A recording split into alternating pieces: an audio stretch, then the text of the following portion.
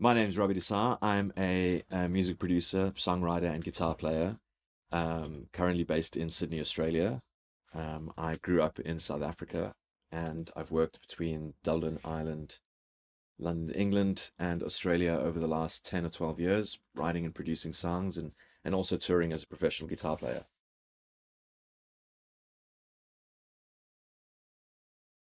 In the past, I've worked with artists including Tina Arena, Dami M, Stan Walker, Taylor Henderson, and quite a few up and coming independent Australian artists. My most rewarding studio experience, that's a tough one. I'd say one of the most rewarding experiences was recording Sinead O'Connor's vocals in Dublin for a side project for an artist that I worked with, Brian McFadden. And that was pretty amazing. I mean, I'm kind of old school. I like using the old, vintage outboard gear and vintage amps and vintage guitars and analog. But I think that we've been thrown into this digital world where everything is accessible in the box. And I use Universal Audio Apollo stuff, and which sounds amazing, and it's become pretty compact. So I think there is a time and place for both of them, and if you can afford the vintage outboard gear, I'd go that way.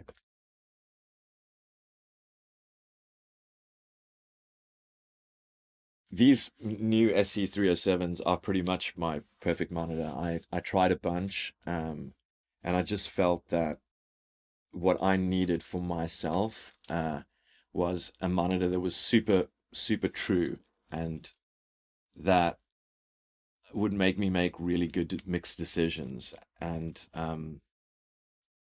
I feel that the SC307s do that.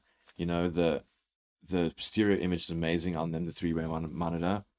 Um, the Because of the tweeter, you get really good, nice sheen on the high end without having to tie your ears. You can work on them for hours and hours and hours. And even at a low volume, they just sound amazing. The bass is super tight. And I just find like if you're in the studio for 8, 9 hours a day and you don't want to do things that are detrimental to your mix because you have tired ears. And I just find with these Eve monitors, you don't get that.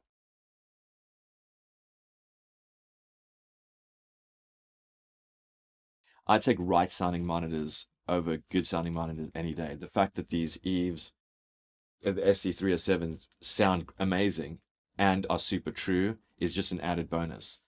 Um, I, yeah, true all the way. I do. I try and reference my mixes on reference headphones to check the stereo. And then I have a set of Aventone mix tones, I mean, mix cubes as well. And just to check the mid range and give your ears a little bit of a break from something to hear it on something else is always good. So I do. I don't use a subwoofer. I feel that the SC307s have more than enough bass. Um, from the low end to the punch, I just didn't think I needed to.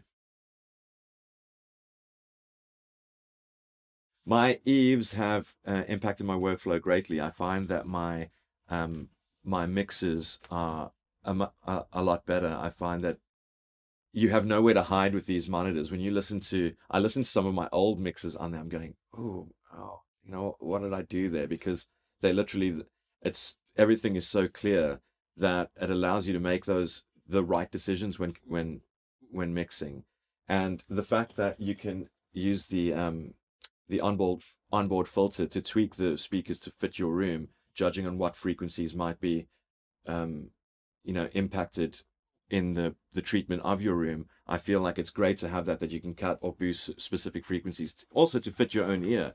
I mean, speakers I think is a personal thing, and I've got the Eve set flat because right out of the box they just sounded amazing. I didn't have to do anything to them.